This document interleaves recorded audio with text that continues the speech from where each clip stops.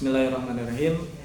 Pada kesempatan kali ini saya akan sedikit menjelaskan tentang beberapa istilah dalam qiraat Imam Hafs. Kurang lebih ada 5. Yang pertama ada bacaan saktah. Saktah maksudnya adalah berhenti sejenak dengan tidak mengambil nafas, kemudian harus dilanjutkan dengan kalimat yang berikutnya. Dalam hal ini contohnya terdapat dalam Al-Quran surat Al-Kahfi ayat yang pertama. A'udzu billahi minasyaitonir rajim.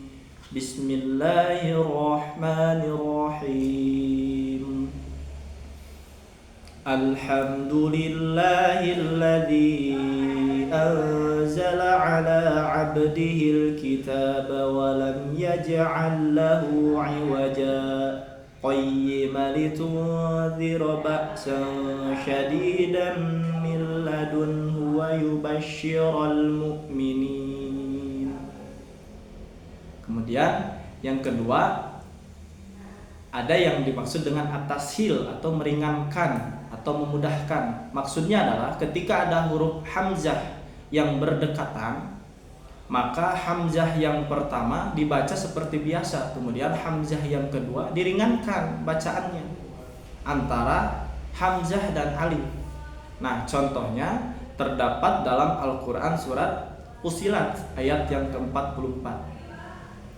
Laqalu laula fussilat ayatuhu a'jamiyun. Nah, dalam kalimat a'jamiyun, maka hamzah yang pertama dibaca seperti biasa, kemudian hamzah yang kedua diringankan antara hamzah dan alif.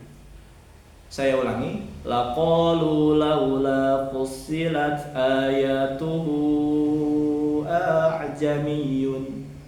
Kemudian yang ketiga ada yang disebut dengan an-naqlu. An-naqlu itu memindahkan, maksudnya memindahkan harokat suatu huruf pada huruf sebelumnya yang berbaris mati atau berharokat sukun. Nah, dalam hal ini contohnya terdapat dalam Al-Quran surat Al-Hujurat ayat yang ke-11. Nah, dalam Al-Quran hanya ada satu. Dalam kalimat al-ismu. Nah, dalam hal ini al-ismu huruf lam yang berbaris sukun, kemudian huruf hamzah yang setelah huruf lam berbaris kasroh, maka dipindahkan kasroh yang terdapat pada huruf hamzah dipindahkan kepada huruf lam yang sebelumnya. Sehingga cara membacanya bi'salismul fusuqu ba'dal iman.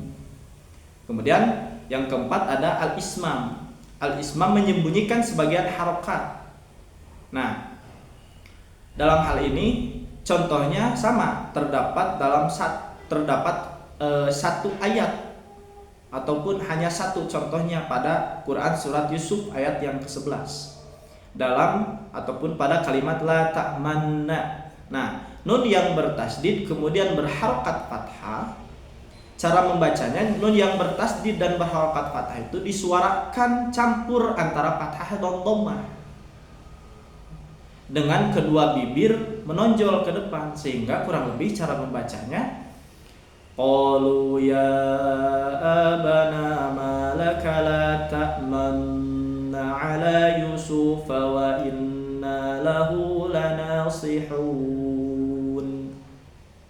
Kemudian yang terakhir ada al-imalah. Al-imalah artinya condong atau miring, maksudnya meringankan bacaan fathah kepada bunyi huruf kasroh. Nah, dalam hal ini contohnya terdapat dalam Al-Quran surat Hud ayat yang ke-41 pada kata majroha, di mana di sini ada huruf ro yang berbaris fathah, kemudian diringankan bacaannya kepada bunyi kasroh, sehingga ro tersebut seperti dibaca re.